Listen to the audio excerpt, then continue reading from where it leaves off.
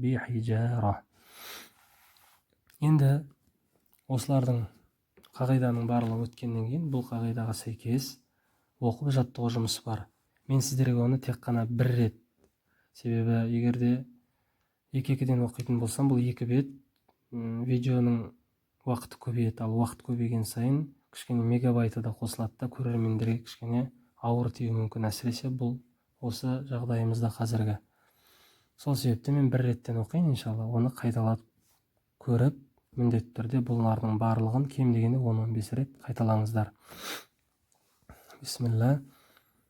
Алимул ғайби китабун марқумун яшхадухул муқаррабуна надратан наими. Надратан наими. Дотқа мән беріңіздер. Хисабан ясиран анин набаил азими. Анин набаил азими. ذات البروج النجم الثاقب تحدث أخبارها صحف إبراهيم عين جارية. тоқтасақ عين جارية. وزرابي مبثوثة. тоқтаған жағдайда وزرابي مبثوثة деп سكون يعني تمربوط قاعدة مطلق.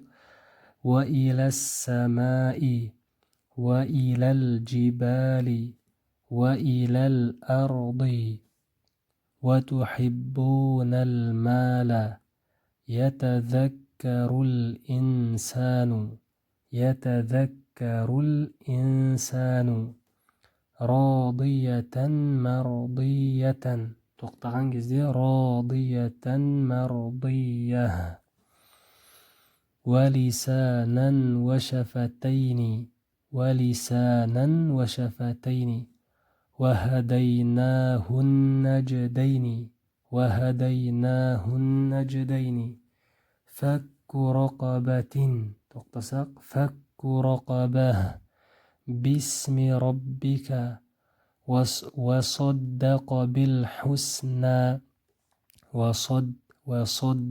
بالحسنى ولسوف يرضى. بنعمة ربك والتين والزيتون خلقنا الإنسان بإذن ربهم إن كنتم صادقين. أحسن تقويم لحب الخير أصحاب الميمنة. тоқтамасақ أصحاب الميمنة. قال يا قوم غفر لي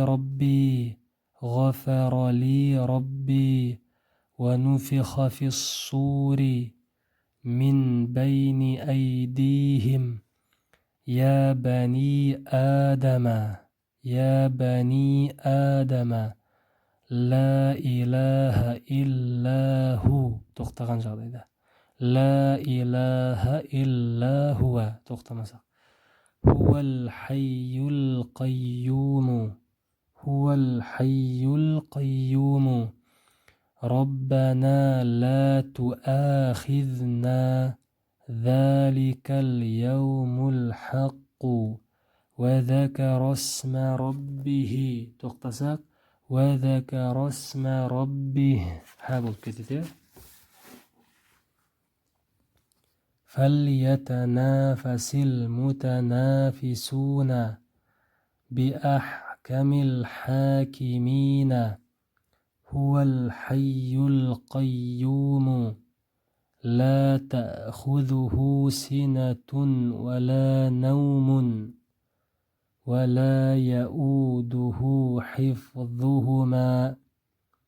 من اتبع الذكر لا أسألكم أجرا وجعلني من المكرمين بما كانوا يكسبون فلا يحزنك قولهم من الشجر الأخضر وهو الخلاق العليم عالم الغيب والشهادة.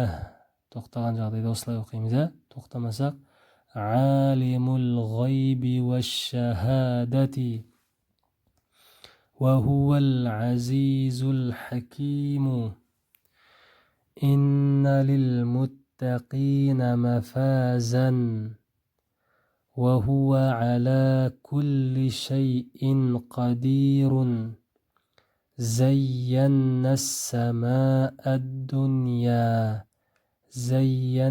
السماء الدنيا وهو العزيز الغفور سبح اسم ربك رب السماوات والأرض. тоқтамасақ رب السماوات والأرض إن الذين آمنوا إنه يعلم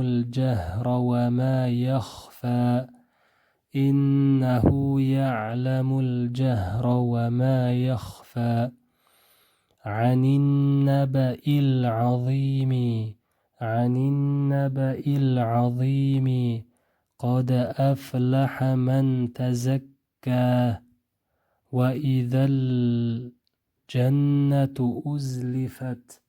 وإذا الجنة أزلفت إن الأبرار لفي نعيم ذو العرش المجيد في لوح محفوظ